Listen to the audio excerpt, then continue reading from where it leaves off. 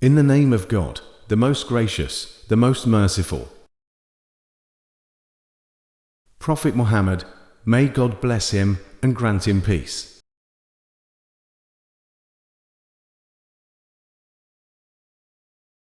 Narrated Abu Huraira, the Prophet was asked, which is the best deed? He said, to believe in Allah and His Apostle. He was then asked, which is the next in goodness? He said, to participate in jihad in Allah's cause. He was then asked, which is the next? He said, to perform Hajj Pilgrimage.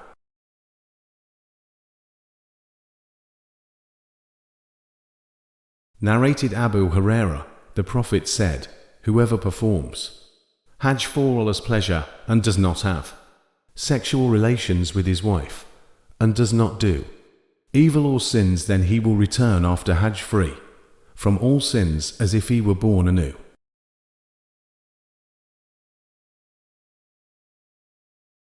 Narrated Aisha, the mother of the faithful believers, I said, O Allah's Messenger, we consider jihad as the best deed. The Prophet said, the best jihad for women is Hajj Pilgrimage.